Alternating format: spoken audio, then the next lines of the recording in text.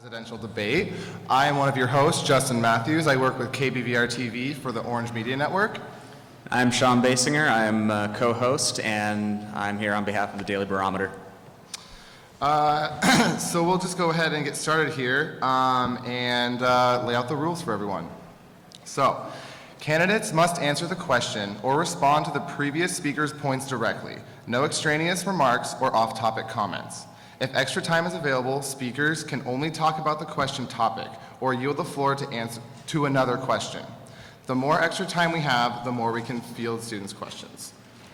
So within tickets for president, vice president debates, individual candidates cannot talk twice in a row with the exception of opening statement in question 1 and cannot help the current speaker once they've begun speaking. It's the responsibility of the speaker to answer the question or the rebuttal. Time limits are extremely strict. You will get a 1-minute warning, a low time warning, then be asked to stop talking.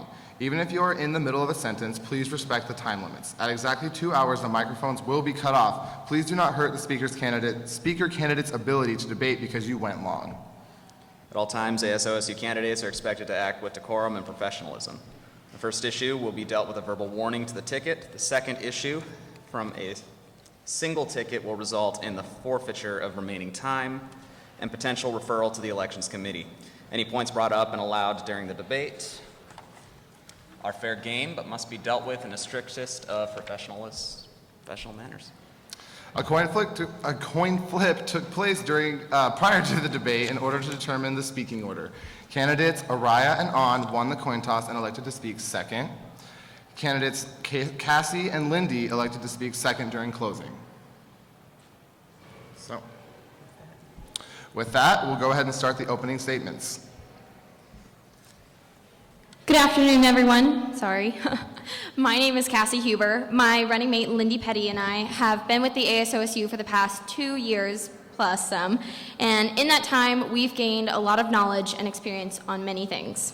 We know how to be activists in our communities at OSU. We understand what the program can and cannot do for the students, and we want to really know that there is going to be a bright future for us. Our goals are to really engage students. We want to create empathy towards student needs in our program as we continue fighting for student issues. My personal experience of fighting for issues comes from experience within the city of Corvallis working with ASOSU for the past 2 years. I fought on issues such as assuring that there would be free off-campus parking for students surrounding campus areas, as well as working on sustainable housing environments for students and renters around the Corvallis area. Supervising the Safe Ride service has also helped in my understanding of the power of student voice as we begin to expand that service. Lindy and I have been active in working on issues such as sexual assault awareness, as this is April. It is Sexual Assault Awareness Month. Lindy is the current ASOSU Director of Wellness Affairs, and she sits on several committees to ensure that students are being kept safe and well on our campus. Our ideas for bettering students comes from our observations and awareness of students for the past 2 years. We want to begin bridging the gaps that divide the communities at OSU so that we may all come together to fight on student issues. We want to actively engage students and listen to their desires for the future by hosting events with the ASOSU to create a more inclusive and transparent environment. We also want to promote campus safety in many forms by assisting in the goals to create awareness of sexual assault in certain campaigns. We also want to create safe transit around campus and ensuring that there are plans, such as an active shooter plan, to make sure that we are prepared and educated should these events start to happen. So we've realized something in the past 2 years as well. ASOSU can print off as many flyers, send out as many Facebook invites, and socialize and do as much as we can do just by, involving students. We need to start engaging students. That means Lindy and I want to go out and engage with specific communities. We want to have meet and greets. We want to continue our efforts in all communities at OSU to really bridge those gaps and bring us all together as a large OSU community. We're all a part of this OSU community. We need to start acting like a specific community instead of individual communities, and we need to be just as engaged as we desire students to be. Thank you. Thank you very much. Next. Good afternoon, everyone. Good afternoon, everyone. Good afternoon. Thank you. My name is An Vung, and I'm running for ASOSU Vice President. First and foremost, I would like to thank all the students for taking the time out to come here today. I understand the given classes, work schedules, and obligations. I strongly believe that a student involved is a student informed. Before campaigning for the elections, we gathered over 100 student input to tailor our platform and goals to best address the needs of current students. Alongside student input, Orion and I understand the different sectors of student involvement on campus, ranging from residential halls to cultural centers and within ASOSU itself. Our campaign, Uniting Differences, is about rallying all OSU students to bridge various backgrounds and experiences to create a campus where all voices are heard and acknowledged. As student leaders of this institution, we strongly believe in being 110% transparent when it comes to issues that affect students in the OSU community. We do not care about the votes. We care about the change that needs to be done at Oregon State University. Once again, my name is An Vung, and I'll be running for ASOSU Vice President.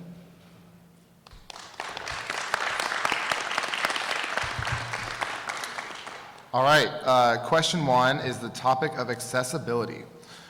One of the major concerns on the Oregon State University campus is the aging infrastructure and subsequent lack of accessibility for all.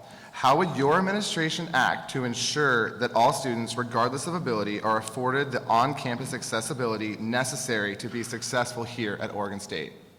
Definitely. Lindy and I believe in an inclusive environment for all students to be able to access the university. Something that I've been working on as ASOSU Executive Director of Community Affairs has been to ensure that there are accessible maps around campus to make sure that students have the issues in front of them and know their way around these buildings. We also want to ensure that students' voices are being heard when it comes to specific centers on campus. We want to ensure that access is available on all platforms, education, in building infrastructures, and really ensuring that funding and legislative advocacy is also happening as well. Thanks. Is it possible that you could read the question one more time for me? Yeah, absolutely.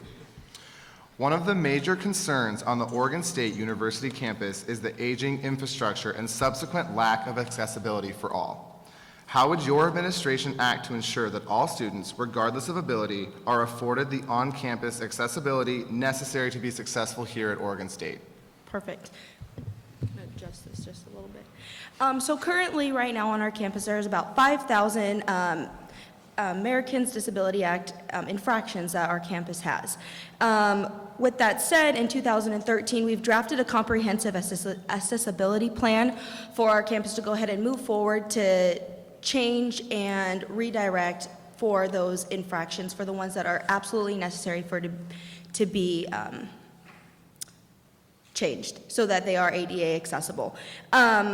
So we believe, both Anna and I, that being big advocates for this comprehensive accessibility plan is going to be a big component moving forward, especially because we know that funding is often lacking for the necessary changes that need to happen. Another thing that we are big advocates for is the information technology policy that we have on campus currently, which is to make sure that when we change systems, any kind of information technology on campus, so as we move from Blackboard to Canvas, that it's still accessible to all students, regardless of ability. Another thing that we'd like to bring forth is the Rotunda Access Project that's currently in the works, and students have helped raise about $500,000 for that to make the MU Rotunda one of the first fully ADA accessible buildings on campus. So we'd really like to push and work closely with students to make sure that we can have, moving forward here, most of our buildings working towards being fully ADA compliant.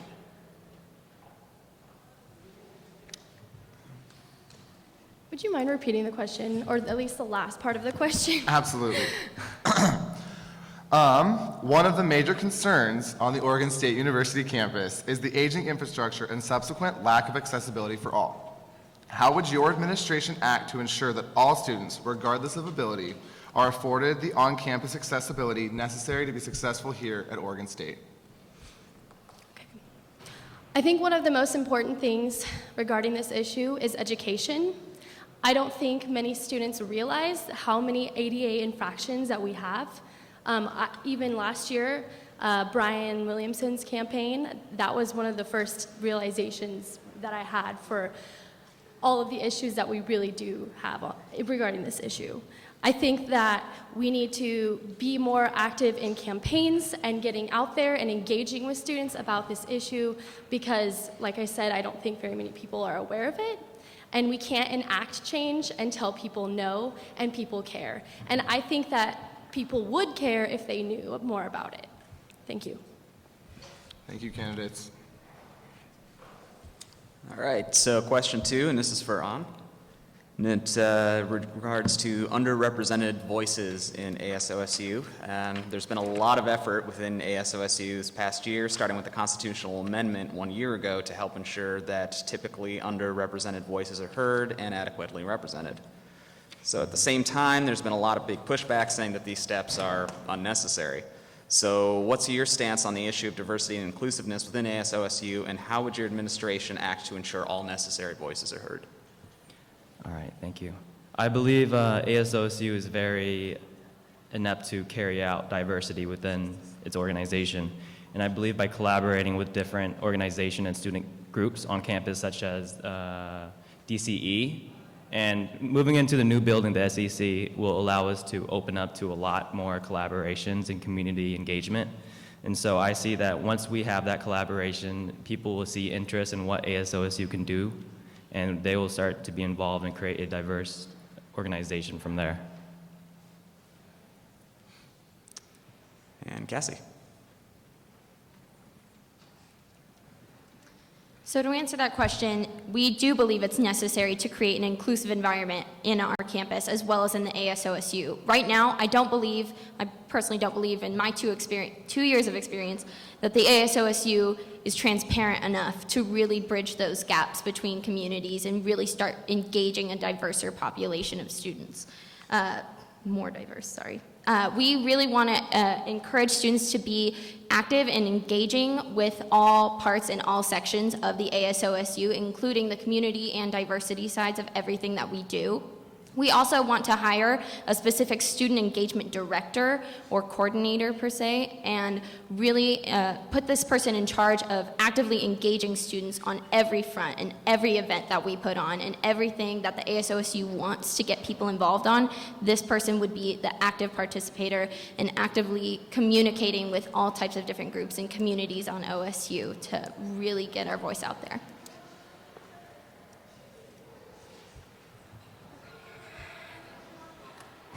So kind of to answer your question again a little bit more, you had mentioned something about a bill that was passed through legislation that was vetoed by President Sarman as of this year for the constituency seats for the House. Correct? That's what you were alluding to? Correct, yes. Okay, I just want to make sure. So while we support the idea, we really value that the students that are in these underrepresented groups deserve an opportunity to be able to be representatives for those groups. However, part of the problem is, how do you have somebody prove their membership to a group? And personally, I don't feel that somebody should have to prove their identification for a group just so that they can be identified as diverse. While this constituency seats is a really good idea in the making, what we would like to do moving forward is work really closely with the Speaker of the House and the Senate to formulate legislation that can better put forth those ideas that we have, saying that these seats are good for the that we need on our campus. Thank you. All right, question 3 is for Lindy. Hi. Hi. This is the topic of student fees. Okay. As president and vice president, you will have significant control over student fees, programs, and staff. What are your priorities for student fees, and how would you ensure that student dollars are being spent most efficiently and effectively? How would you create the highest value for student fees possible? The highest value? The highest value for student fees possible, yeah. Okay. I need a minute to think about it. Actually, could you repeat the very first part? I'm sorry, there's a lot to digest. No worries, no worries. Okay. You will have significant control over student fees, programs, and staff. Okay. What are your priorities for student fees, and how would you ensure that student dollars are being spent most efficiently and effectively? Okay.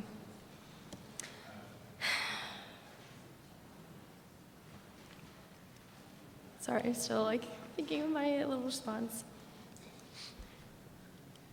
Cassie and I think that it's very important that we are doing things very intentional, and that when we're advocating and being activists for the rest of campus, that whatever events or things that we choose to spend money on, we are thinking of the students. And does this benefit all students? And is this transparent to all students? Because I think right now an issue we have with spending student fees is that we have events and things that go on, and we have a very difficult time getting these out to the students. And if every person is contributing money to our organization, but they don't even know exactly what we're doing or what we're spending money on, I think that's incredibly unfair, and we want to work to overcome this. And this means being very strategic with how we spend our money, and making sure that things are not being spent on silly things that aren't benefiting all students.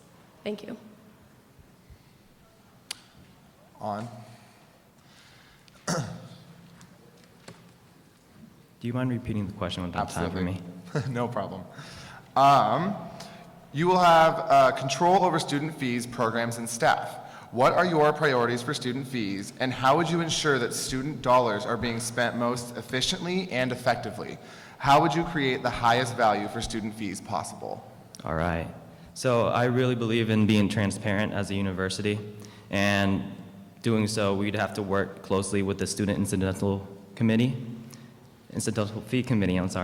and we have to know what's being spent on and how to efficiently let students know what their student fees are actually being spent on, whether or not that is a club and organizations we can meet up. And me and Naraya were talking about having a group of execs with different organizations come and discuss the issues with budgeting and what they're spending it on, and just having a outline of what the funding and the budgeting looks like for each.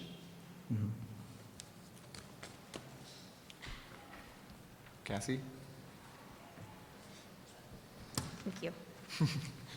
So to go off on student fees, there was an increase for this next year alone, based on the Student Incidental Fees Committee and how that operated during the winter term. So we really think that, given our experience with the program, that it's not being broadcasted enough. Yeah, there's articles in the Barometer that show those nice graphs about, how much money of yours is going towards all of these different programs on campus, but how well is that resonating with students? We want to actively tell students and engage students to participate in the student incidental fees process.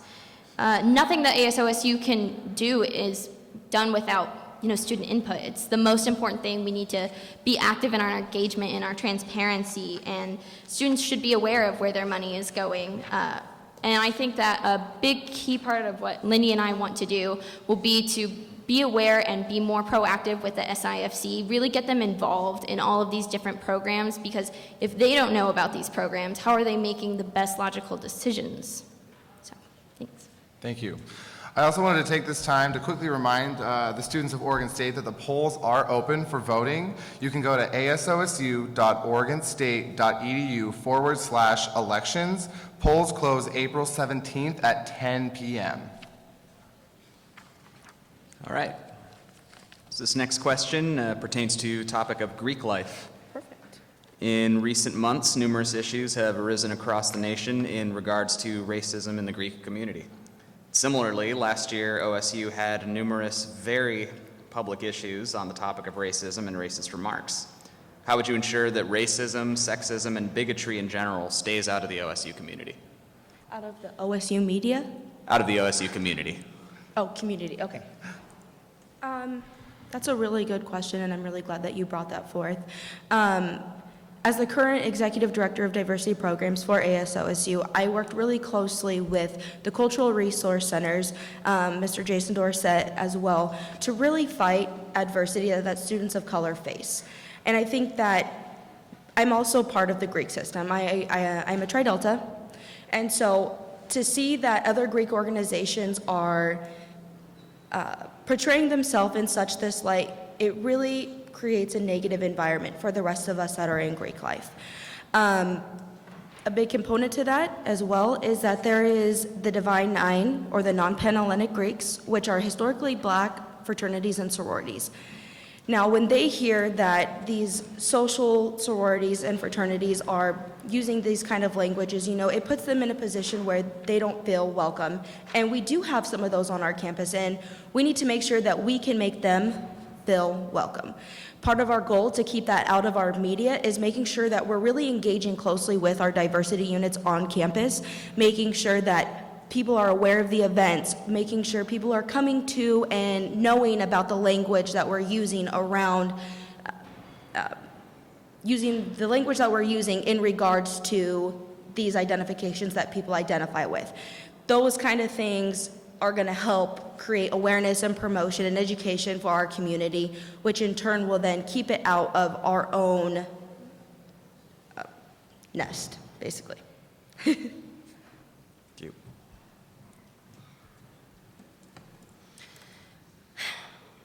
I think one of the biggest issues that we face on our campus, in addition to all of the things that have been mentioned, is cultural competency. I think that there could be more trainings and conversations and really trying to outreach to these groups to talk about these issues that reside within cultural problems. I think that the Greek life has a lot of great things. Did you just nod your head? Oh, never mind. Could you repeat the question? Oh, yeah. So in recent months, numerous issues have arisen across the nation in regards to racism in the Greek community. And similarly, there were also numerous public issues on the topic of racism and racist remarks just here on campus. So how would you ensure that racism, sexism, and bigotry in general stays out of the OSU community? Okay, so a couple weeks ago, after the really unfortunate events at the SAE, Oklahoma, we had a community dialogue, and it was about essentially this question. And there was about 200 to 300 students there, and I feel like this conversation really helped us talk about these issues because it's uncomfortable, and bringing together these different groups was really progressive, and I would like to see more of these things happening. More conversations, again, related to cultural competency, because it's definitely an issue on our campus. Thank you. Thank you. On? All right. I'd like to say that I've been involved with cultural resource centers for the last 2 years, and I'll be finishing my second year at the Asian and Pacific Cultural Center. And within that system itself, I believe, I'm not actually in Greek life, so I believe that by collaborating with other students aside from Greek life, I understand that they're students and they're part of this organization that takes up a lot of their time, and they don't get a chance to explore different identities other than theirs. So by exposure with collaboration and education and programs, tolerance for comments like that hurt other students with different identities will hopefully just find a groundwork. Okay,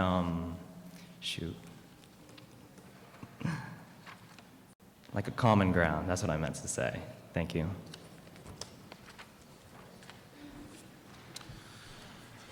The next question is on the topic of sexual assault, and that's for Cassie. Hi, Cassie. Sexual assault on college campuses is a major issue nationwide, with many administrations being accused of not dealing with the issues effectively. This past year, OSU has had 2 major stories come to light on this topic. How would you, as a student leader, ensure that sexual assault has no place on our campus? Absolutely. It's crazy. We just had one a couple weeks ago, and it was terrible. It's right outside the OSU community. We really need to be more aware of sexual assault happening on campus. It's not like it's non-existent. It's existent. It exists in our community. We need to address it, and we need to prevent it.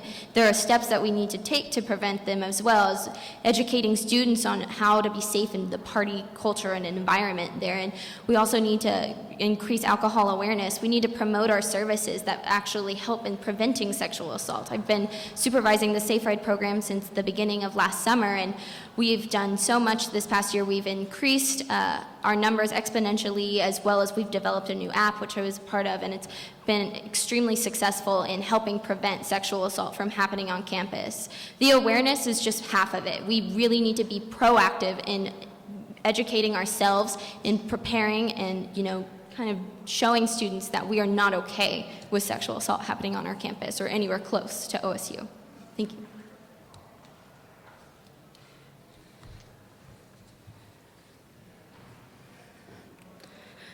So when we talk about sexual assault, we've heard about the case that happened in the 1990s.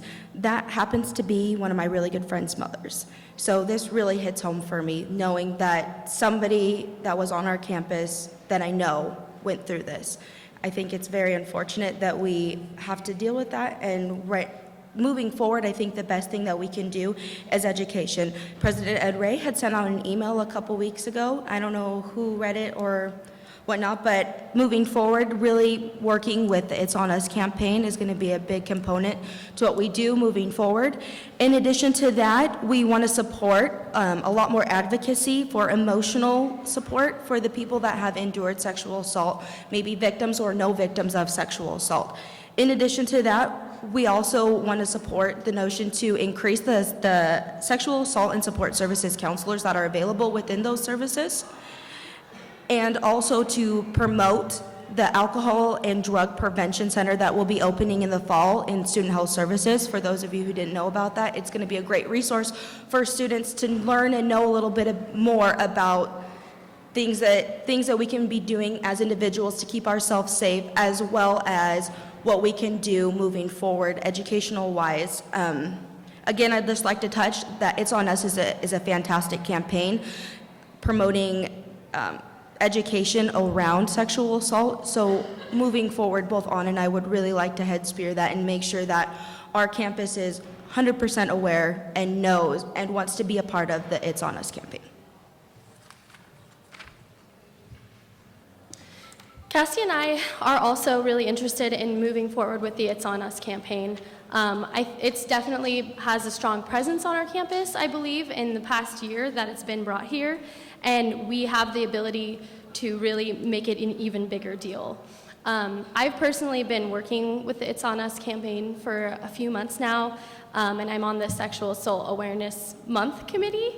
And they are just going really hard with that, and we are fully supporting that now, and next year we would also be supporting that.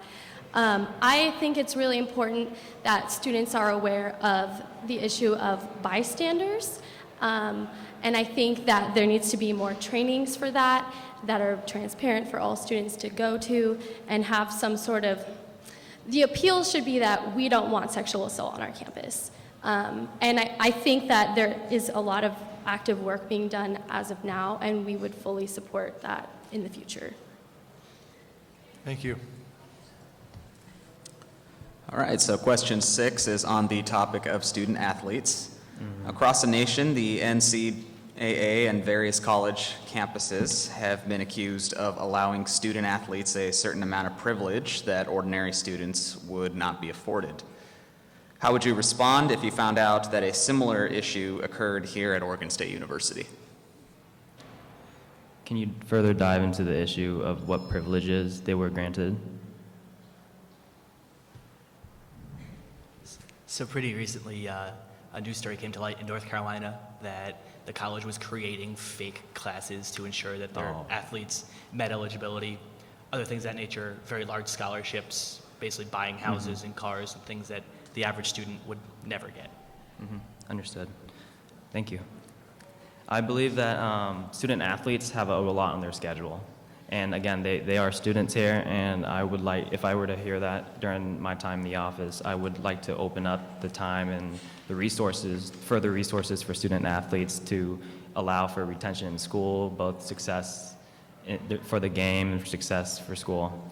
And so by developing programs for athletes to retain, have a priority in academia would be the most significant help for them. Thank you.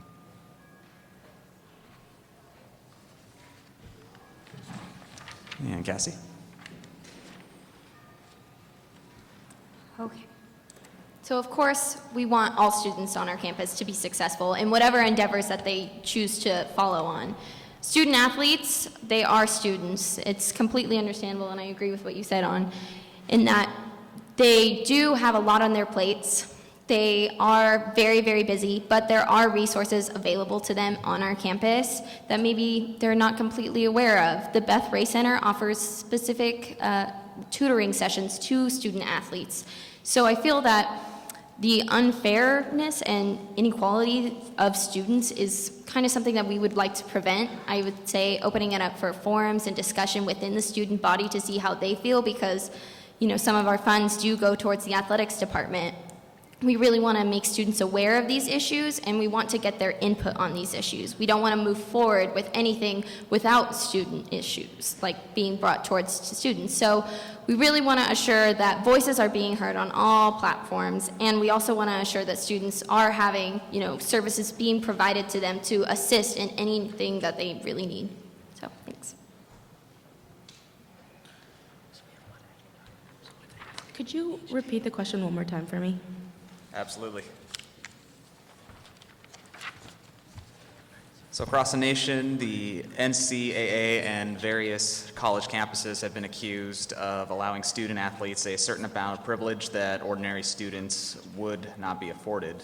If this were to happen around Oregon State University, how would you respond to this sort of situation? Case in point, as Andrew said, like somebody making fake classes just to pass athletes through. Got it. I think that the student-athlete privilege is a positive thing to have to an extent when we're talking about creating fake classrooms so that they can pass their class to meet GPA requirements.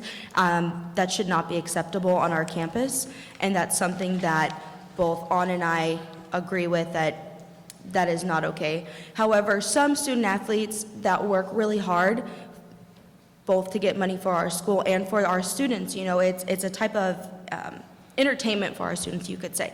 So they need to be able to make sure that they can meet workout times, practice times, study hall hours. Lots of them have work, and some of the privileges that they get that you're talking about, saying that to register for another class, I think that that's unacceptable. And moving forward, we need to work closely with the student athletes to see if there are resources that they feel aren't being met to where they need to create a fake class so that they can pass to raise their GPA and whatnot, that we need to address those together and work collaboratively to move forward to make sure we're progressing in a positive way.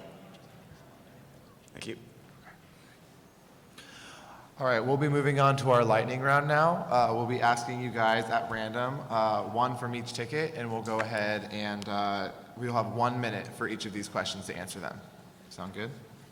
Okay. Lindy.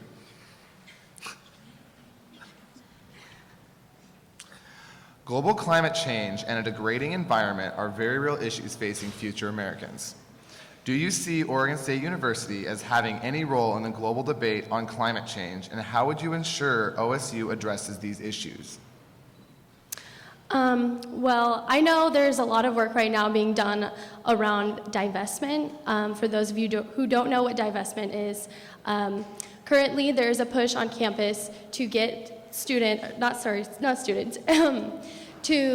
the OSU Foundation currently invests some amount of money, it's a lot of money, I can't recall the exact number, into not green things. And we need to be able to work with students to, this is a minute, oh my gosh. Oh my gosh, I need to sit down. Thank you. On? Would you like the question repeated? It's the same question. Oh, same question? Same question, Oh, yeah. I was expecting a whole new question. Yeah, I definitely agree with Lindy about divesting companies that use fossil fuel and shifting that different and investing in companies that use sustainable resources, and making sure that we are, as a campus, we are very sustainable and continue that sustainability within the resident halls and within classrooms, and make sure that there's appropriate bins for certain things and everything. Yeah, Thank you. All right. So, Next question is actually going to go toward On. Oh. I apologize. Or Araya, I'm sorry. All right. I threw off my groove. Okay. Araya. Oh, okay. Sorry, I kind of got lost in the shuffle there, so. That's okay. So, what is the one issue on campus that needs the most attention from your administration and why? I'm so glad you asked that, or whoever in the audience asked that, and I'm very thankful. So, from the students that we surveyed, the biggest issue was tuition. Nobody likes to pay higher and higher and higher tuition. It's just, we know that. Nobody likes it.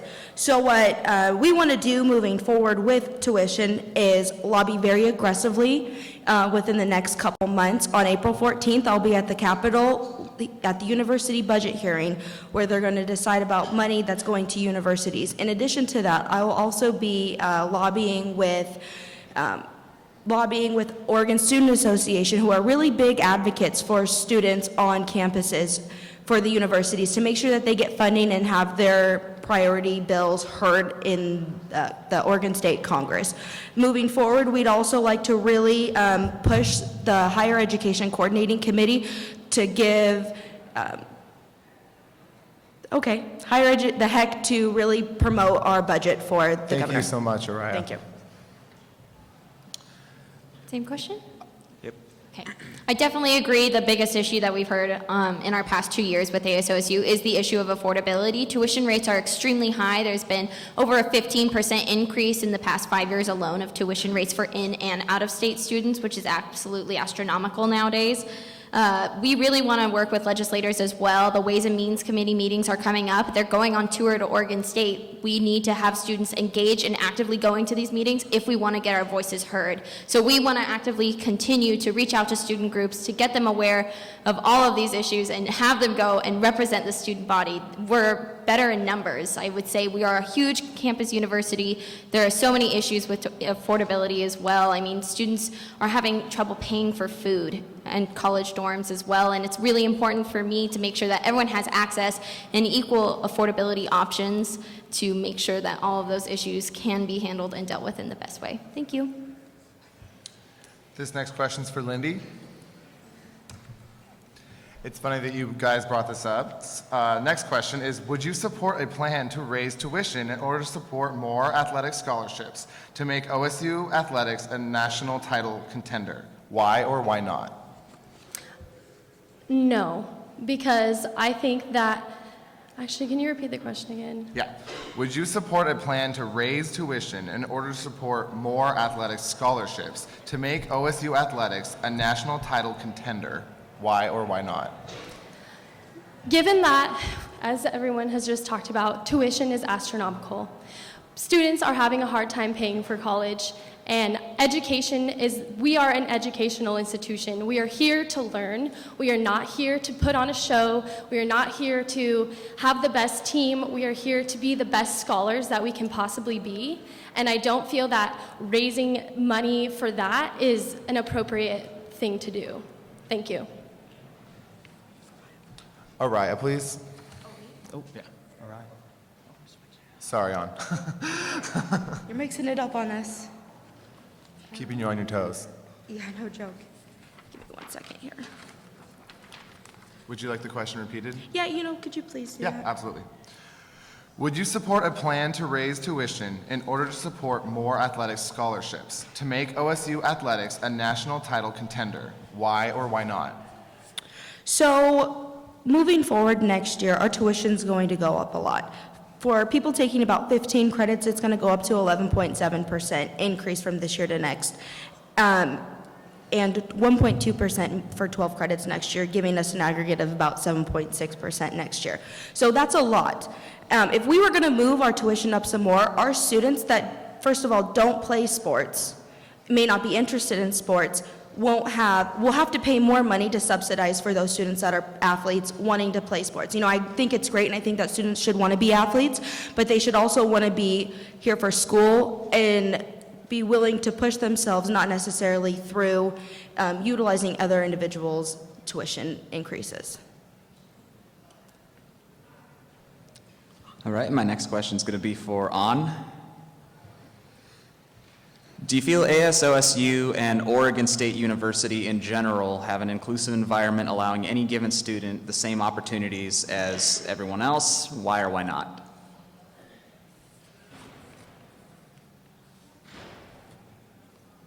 I believe on paper, ASOSU is very, would say they're very diverse, but other organizations on campus may prove that wrong. And by looking at here, we have 8 cultural resource centers on campus right now, and I have yet to see an involvement with ASOSU involving diversity within that. So I would like to see more group work with the different cultural resource centers and different clubs and organizations on campus alongside ASOSU.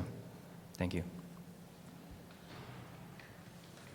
Would you mind repeating the question one more time? Absolutely. Thanks. So do you feel ASOSU and Oregon State University in general have an inclusive environment and allowing any given student the same opportunities as one another? And if so, or if not, why or why not? Okay, totally honest? No. ASOSU and OSU, probably not the most transparent or inclusive environment, but we're working on it. The more we have open dialogues, open forums, and more communication between all of the different groups that we have on campus, we're all communities. We're separate communities right now, but we need to start becoming the OSU community. We want to start working with different diverse cultures and getting more input on how to best bridge those gaps. I mean, I'm not going to have all the answers on how to best communicate with other students, but I'm definitely looking for student input on how to best bridge gaps and how to create a more inclusive and transparent environment for ASOSU and OSU in general. Thanks. This next question is for Araya. And this is a question from our audience here today. Campus safety has been a big topic this year. Many people do not support the growth of programs like ASOSU Safe Ride. As president, what qualifies you to make big decisions about Safe Ride, and how do you plan to support its growth? Perfect. Give me 1 second. Or I guess as, a team. So what we've heard from a lot of the Safe Ride staff is that there needs to be a lot of restructuring and funding for Safe Ride. What that means is that we need, both Anna and I want to be really big advocates for when we go through the budget process, making sure that we can get the right funding for ASOSU Safe Ride. With a good and decent amount of funding, we can maximize all of the services that they offer. This is going to then keep our students safe and be picked up in a timely manner. Students aren't going to need to wait 45 minutes for a Safe Ride van to pick them up. So by being able to operate at their capacity that they should be operating at, we will be able to then in turn keep our campus safe. Cassie? Funny you should ask. I actually supervise the Safe Ride program right now, and I've been able to see the expanding program and all of the things that really need to get done for this next year to be able to operate at full capacity. We really need to start being aware and get more student input and involvement on how to best, be proactive in expanding this service. I know students want this service. I know, and I've heard it time and time again, that students want and utilize Safe Ride. It's a really important service, not only to prevent sexual assault from happening around our campus, but also just to keep campus safe. I mean, it's a scary place at nighttime to walk around. We want to make sure our students are safe. So promoting this type of program is really big. We also do need to start being aware of all of the different changes. We want to start hiring, specific staff and individuals to really oversee various aspects of Safe Ride as well. So it's something that we've been working on for the past year. So. All right, we have another student question here. I'm going to have this one for Lindy. It's a very similar question, but how do you plan to make sure Safe Ride is able to meet the needs of all OSU students? This is from the audience, or this is from? Correct. Okay. How do I, can you repeat it again? How do you plan to make sure Safe Ride is able to meet the needs of all OSU students? Well, kind of what they've already said, we really need more funding for Safe Ride. Right now, there's only so many cars, and it's one of the most heavily used programs on campus. And currently, we don't have enough staffing or cars and vehicles to be able to provide service that is excellent, and we want to have excellent service. We don't want to have 40-minute wait times any longer. So again, we really need to, in the budgeting process, push for these changes. Thank you.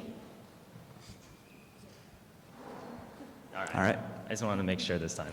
Can you repeat the question for me one more time? How do you plan to make sure Safe Ride is able to meet the needs of all OSU students? All right. So first, once we have the funding and budgeting, I would like to see ADA accessibility within Safe Ride. And another thing would be updating and renewing the mobile app for Safe Ride and having it accessible to students with smartphones.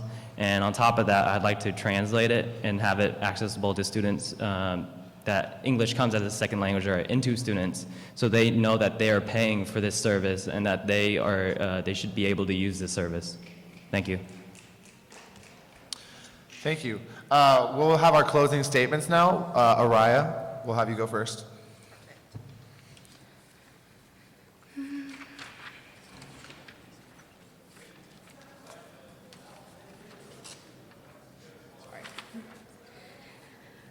Like An mentioned in the beginning, we're not here just to get votes. We're here because we want to make a difference for all of you sitting here listening to us today.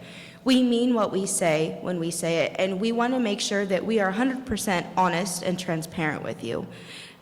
Going back to 2004 time, they had a campaign slogan, if you're not pissed, you're not paying attention. And for those of you who aren't pissed about what's happening and what changes are occurring right now, you're not paying attention. We want to make sure that we can get you in and that you are paying attention and you know what is happening moving forward. We're here to be your advocate. We're here to be your supporter. We're not here to sit behind closed doors so that you don't know who we are or what we're doing. We want to make sure that every student has an opportunity and a chance to make their voice heard and known by their student government, by their administration, and by people in the community outside of our school. So keep that in mind. Again, we want change, and we want to be your advocates for change. Thank you.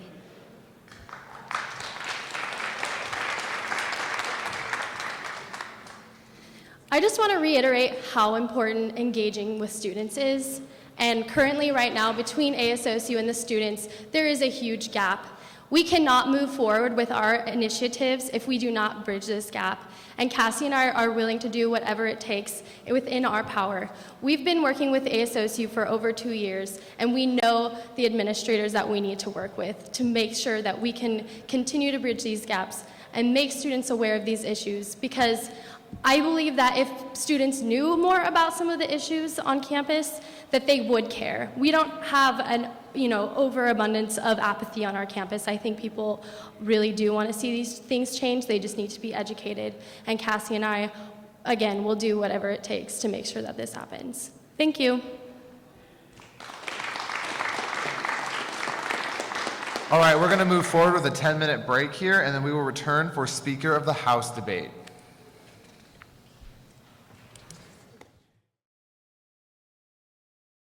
The House debate.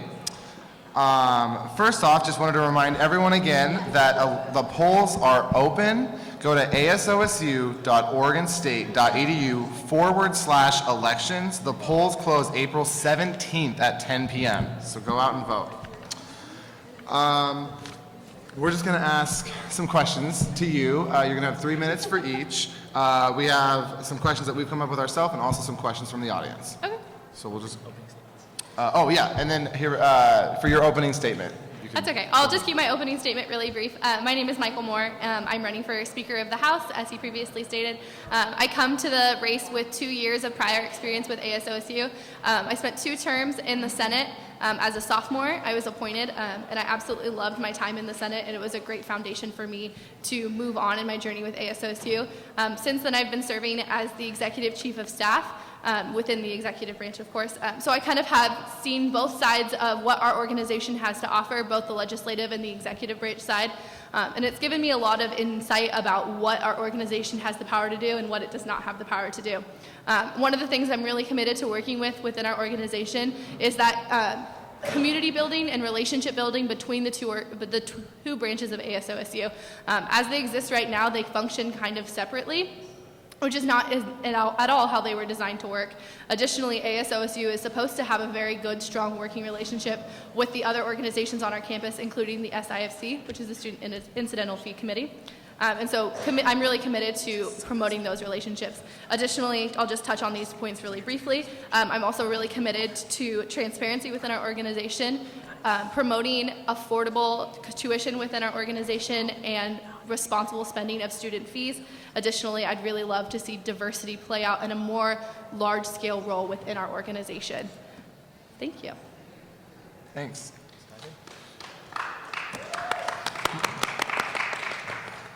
All right, question 1 is on the topic of ASOSU and its ineffectiveness.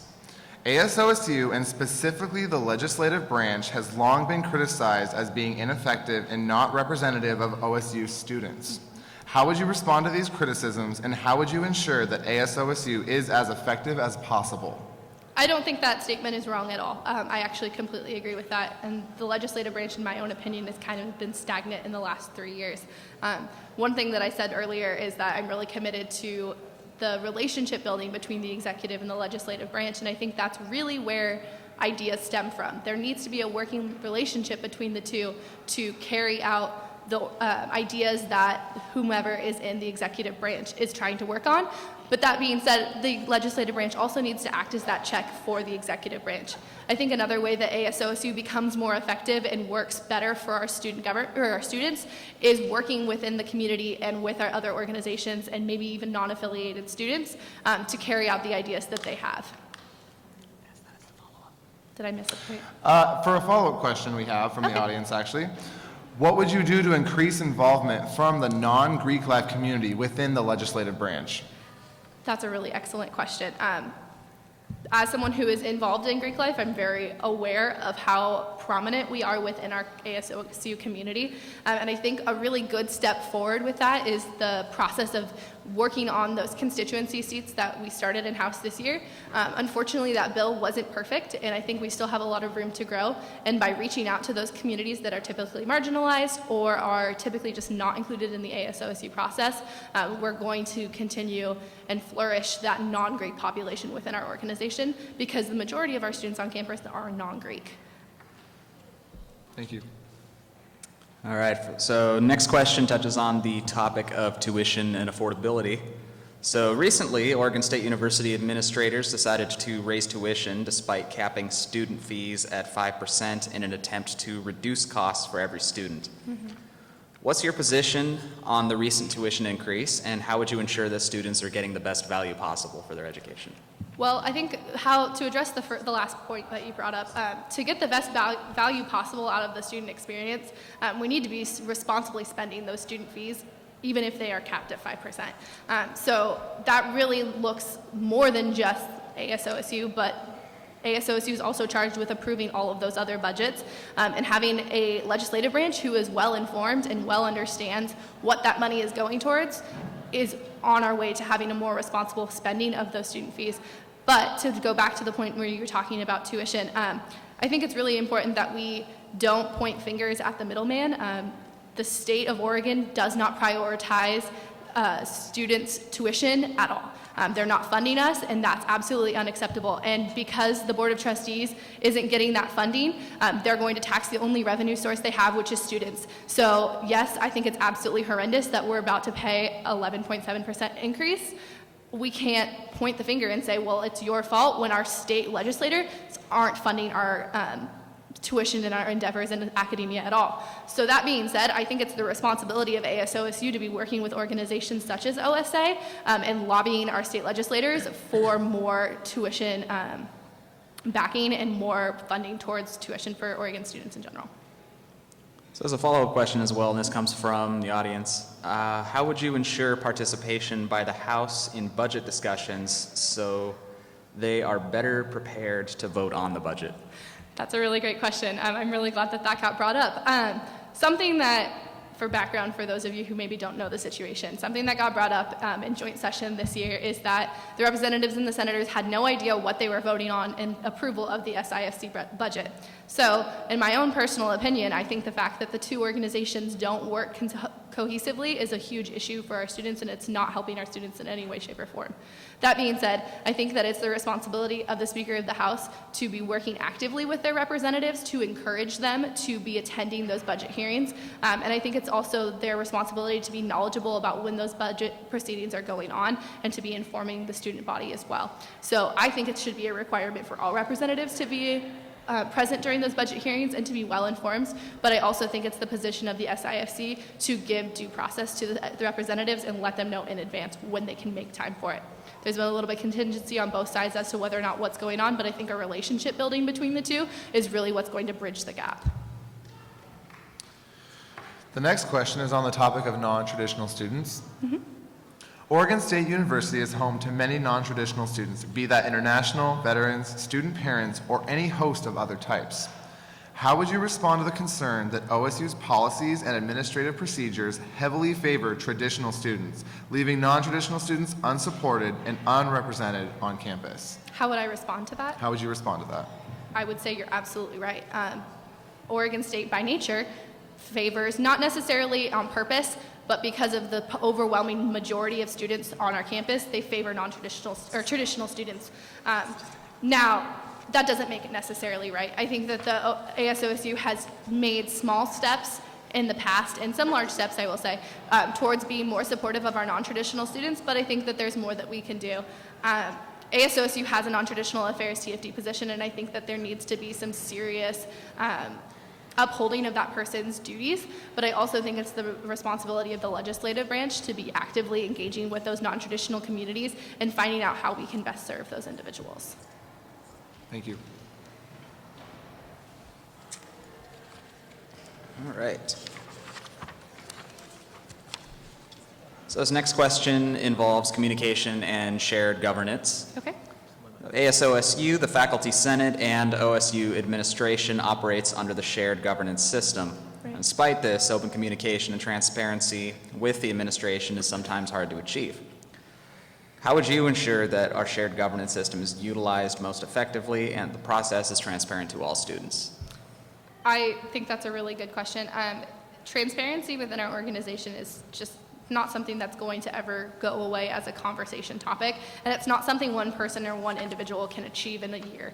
So this needs to be a continuation of conversation year after year after year. We need to continually be talking about how do we become more transparent to our students. And I really think, going back to my point about interorganizational relationships, that the best way to make ourselves transparent and to make ourselves best heard by the faculty and by our university in general is by forging those relationships and making sure that it's not just ASOSU representatives that are going to meet with these people, but actual students who maybe aren't affiliated. Because those are the students that I talk about on a day-to-day basis when I'm talking about organization or talking to leaders. It's not the students who are actively involved. It's the students who are working too many jobs and taking too many credits that they can't be actively involved in organizations like ASOSU. Those are the students that I care the most about. Not necessarily care the most about, I should reframe that. Those are the students that I talk about the most, and those are the students that we need to be reaching out to the most. So another follow-up question as well.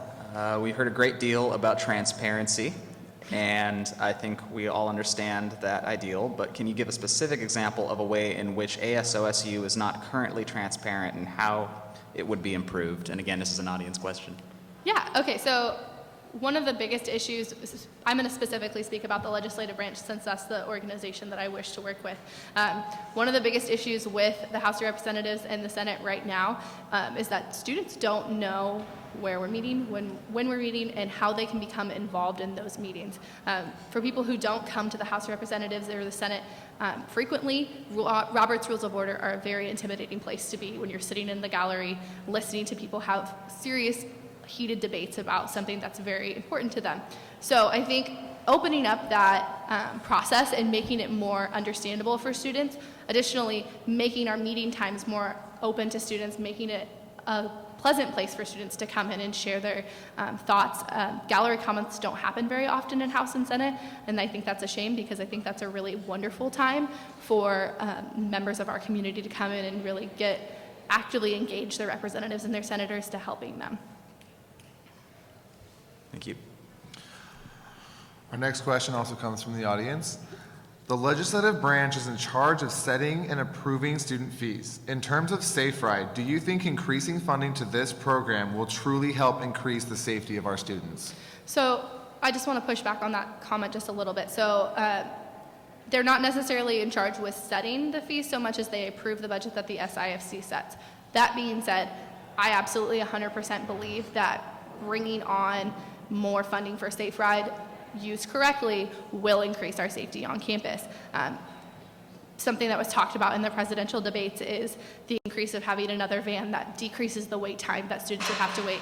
Having that person not having to be waiting potentially in harm's way for a longer and extended period of time is really going to increase safety on our campus. Does that answer your question? Yeah, absolutely.